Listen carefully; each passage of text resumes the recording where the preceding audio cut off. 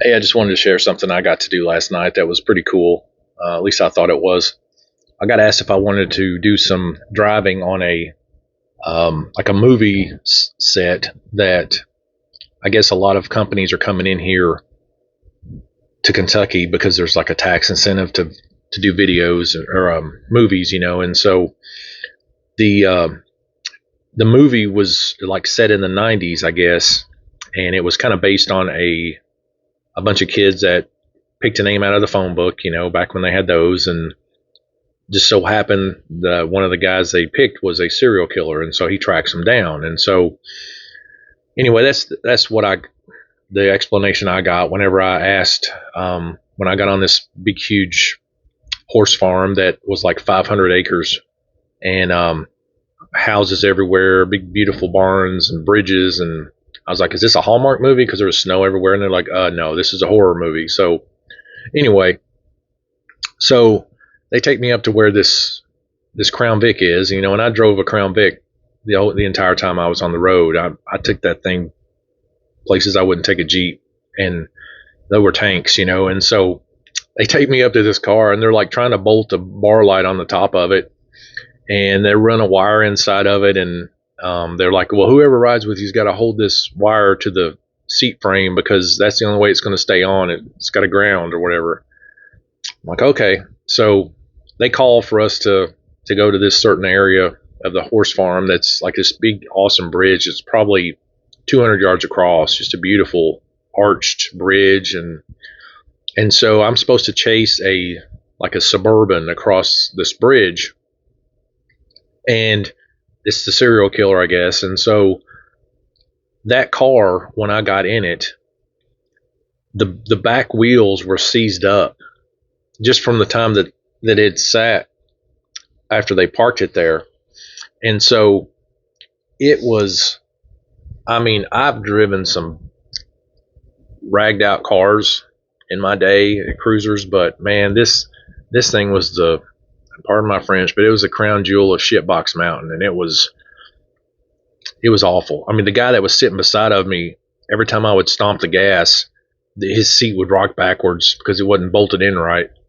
And so anyway, I try to back it up. The back wheels are seized. I have to stomp the gas just to get it to move, and then I get it turned around and go to slow down to turn onto this road. We have to get it to the bridge, and the front wheels are just mush when I hit the brakes. I'm like, dude, put your seatbelt on. I don't know if it's going to do any good because that seat's not bolted right, but it's all we got. So he's having to hold the bar lights on. Every time I'd stomp it, he would rock back and the bar light would go off. And so we ended up getting that fixed. But I chased this Suburban across the bridge. I don't know how many times. We kept doing it, and that thing was sideways every time I would do the turn. I'm sure it looked pretty cool, but wasn't what I was intending on doing, at least, to that extent. But I kept it out of the ditches, and we didn't hit any trees. And so then they put the actor in there with me, and he's got this police uniform on, and I'm like, dude, have you had any training before? And he's like, nope. I work for a bakery distribution place, and I get trucks loaded and send them out. I'm like, oh. So anyway, they keep videoing him. They've got a dude in the back of the back seat, and he's got the camera on the guy, and the guy's like doing these real serious looks and got his hand up on the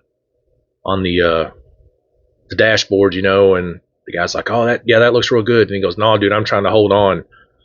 And he probably left fingerprint marks in that thing, truth be told, because we were sideways so much. But we start up this one on this one scene, and the taillight falls out of the Suburban that they're driving. And I was like, hey, y'all might want to know that taillight fell out. It's just hanging there. And the guy in the back's like, oh, man, that sucks. And I'm like, well, for continuity's sake, you probably want to fix it because you don't want different scenes. And, I said, I always hate watching movies when the cars are different in different scenes, like Smoking the Bandit or whatever. It was, oh, yeah, good point. And so they fixed that, and it luckily stayed in after that. But so then we filmed the last sequence of finally catching the serial killer, and we slide up into this driveway or this big barn parking lot thing where the Suburban gets stopped, and I'm supposed to slide the car sideways.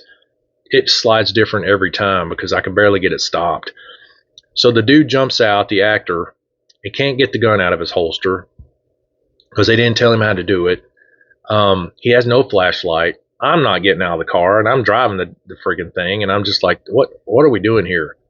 And then, we do that I don't know how many times, and we break for lunch, and which is another whole thing. There were people walking around with like all this look like Walking Dead type injuries on their faces, from serial killer getting them, and they're just eating mashed potatoes and meatloaf like we are.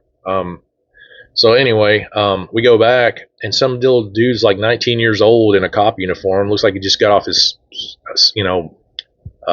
skateboard, hops in. I'm like, who are you? He's like, well, they told me to get in the car. And I'm like, dude, we've been shooting the whole time with that other guy. Well, about that time, that guy realizes this little surfer dude's trying to steal his thunder, so he runs over and jerks him out of the car, jumps in there. It's like, I'm trying to get my big break. He ain't going to steal my scene. So anyway, I'm like, dude, if you get out, you should have a flashlight. He goes, well, you need that. I was like, well, you're approaching a serial killer, supposedly, in the middle of nowhere, in the dark, probably need a flashlight. And I should probably be getting out of the car, but I'm sure they know I've got a face for radio, and, that's not going to happen. So anyway, I was just cringing because I know my dad used to always pick apart movies. It would drive my mom crazy, any kind of police movies, because he was in law enforcement too. But I was just like, oh my gosh. But they did have a drone over all of our chase scenes, and it's, had snow everywhere, and it was slick, and so the car was sliding around, and so it should look pretty cool if anybody picks the movie up, because I guess that's like the next process. But yeah, so that car was toast, and it was fun to drive though. It took me back, but yeah, it was interesting. But just want to share that with you.